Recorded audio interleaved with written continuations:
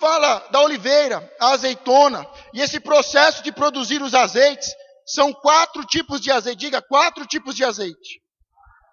E cada um tem um significado, cada um é um propósito, é utilizado para um propósito e é um símbolo no mundo espiritual. O primeiro azeite da prensa, quando a primeira roda de pedra passava por cima das azeitonas, e o primeiro caldo, o primeiro extrato, o primeiro azeite que saía era especial, obtido para uso no templo, para ungir as pessoas, ungir os doentes, para ungir reis, profetas, sacerdotes. Diga, o primeiro azeite é para a unção e a adoração ao Senhor. Mas a prensa continua, e quando se passa pela segunda vez, ou a segunda roda de pedra sobre as azeitonas, diga, sai o segundo azeite. Este segundo azeite, ele é usado para a alimentação. É comum em uma liderança, em uma igreja em que não há maturidade e revelação, usar o azeite que compramos no mercado, que é o azeite de tempero, o azeite para a cozinha, para usar na igreja. Mas há um azeite específico para se usar na igreja. Há um azeite específico para se ungir, para a libertação, para a cura. E este tem que ser o azeite da primeira prensa. O apóstolo Gerson trouxe, ele me presenteou essas semanas atrás, para você ter uma ideia. Ele é mais intenso. Mas o primeiro azeite é para a unção e adoração ao Senhor. E o segundo azeite, este é para aplicar, para colocar sobre o alimento, é tempero. O terceiro tipo de azeite, diga, o terceiro azeite. Este era destinado à iluminação. Era uma espécie de combustível utilizado para abastecer as lâmpadas. Principal instrumento de iluminação também naquele tempo. Eu quero que você entenda que a oliveira é um grande símbolo dentro da Bíblia. Que a azeitona é um grande símbolo.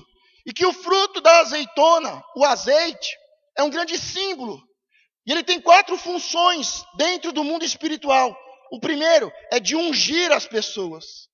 O segundo é para a alimentação. E a palavra diz que nós devemos comer a palavra. E ela deve ser uma palavra, não uma palavra morta, humana. Uma palavra, uma letra que mata. Mas ela tem que ser a palavra que é espírito e que é vida. E tem unção, tem azeite. O terceiro, que é para ser lâmpada. Esse combustível também era usado dentro do templo para iluminar. O candelabro, mais para frente, daqui a algumas semanas nós vamos falar sobre o candelabro, que é um símbolo da igreja. Um dos símbolos que ele é a igreja. Mas ele iluminava o templo. Era usado para iluminar o templo, para iluminar as casas. Diga, Jesus é luz. Diga, ele é a luz do mundo. E eu sou luz e sal. Eu tenho que iluminar o caminho, eu tenho que ser luz, um exemplo, um modelo, e eu tenho que ser um tempero para conservar. E o quarto e último, diga o quarto azeite. E é dentro desse que nós vamos decorrer a mensagem. O quarto azeite, misturado ao farelo da azeitona, uma massa de resíduo final da prensagem, que era utilizado para fabricar sabão. Diga, sabão. Então depois que passava-se a primeira prensa, a segunda, a terceira, a quarta prensa, na quarta prensa saía ainda um pouquinho de azeite. E esse azeite misturado com as azeitonas se fazia uma pasta. E esta pasta era para o sabão. Diga, sabão. Em Malaquias 3:2, gostaria que você agora abrisse o texto nessa passagem, porque ela traz a divisória do que estamos fazendo até aqui. Falamos sobre o pecado, falamos e confessamos que pecamos, falamos sobre a mentira e sobre a verdade, e uma geração que é pura aos seus próprios olhos.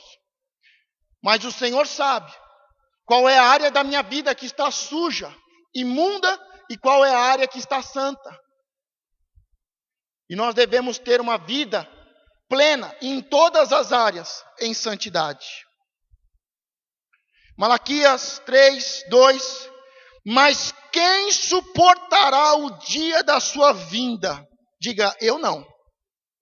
Ou você suporta a vinda do Senhor?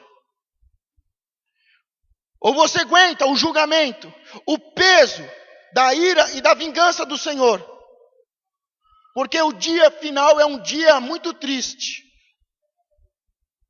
para aqueles que estão sujos.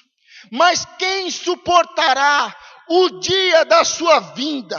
E quem subsistirá quando ele aparecer? E quem subsistirá? Quem consegue se manter de pé? Quem consegue se manter vivo diante do Senhor? Porque ele será como o fogo, diga o fogo, amém, do ourives, e como o sabão, diga sabão, dos lavandeiros. Diga o Senhor, ele é o sabão dos lavandeiros.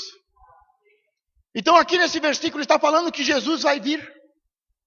Diz, quem pode suportar a vinda do Senhor? Quem pode se manter de pé ou vivo diante do Senhor? E diz que ele é como o fogo que purifica. Diga o fogo que purifica. E o sabão de lavandeiro. Quando João Batista, você que está vindo nas últimas mensagens, nas últimas 3 semanas, as coisas estão começando a se encaixar. As coisas estão começando a descer a revelação para você. Falamos muito sobre o primeiro Adão e o segundo Adão. Falamos sobre a semente de Eva, a guerra espiritual entre a semente e a serpente. Falamos de 2 tipos de mulheres, 2 tipos de igrejas. A igreja Isabel, a igreja Maria. Mas as duas, tanto a estéril quanto a nova, vai dar filhos ao Senhor. Falamos de 2 homens, de 2 líderes. Um que perdeu a palavra profética porque não creu, e o outro que começou a se distanciar do plano de Deus, do projeto de Deus. Mas estes 4, estas 2 mulheres e estes 2 homens, Deus nos trouxe muitos ensinamentos. E falando sobre a unção profética, a voz que clama no deserto, e que prepara, e que aplana o caminho, para que as multidões possam chegar e estarem prontas para o Senhor. E dentro de alguns dias vamos começar a falar da unção profética, e vamos falar mais sobre Jesus. Estamos falando sobre João Batista, e vamos falar sobre Jesus. A unção profética e a unção apostólica. E João Batista lavava com água para purificar, limpar, e as pessoas possam entrar pelo caminho da verdade e chegar ao Pai.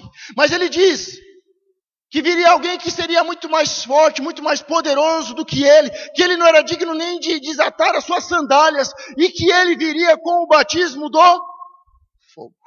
Diga fogo. E nós vamos ver mais para frente sobre Jesus e este poder que está acima, esta autoridade que nos foi dada, que está acima. Diga unção profética e unção apostólica.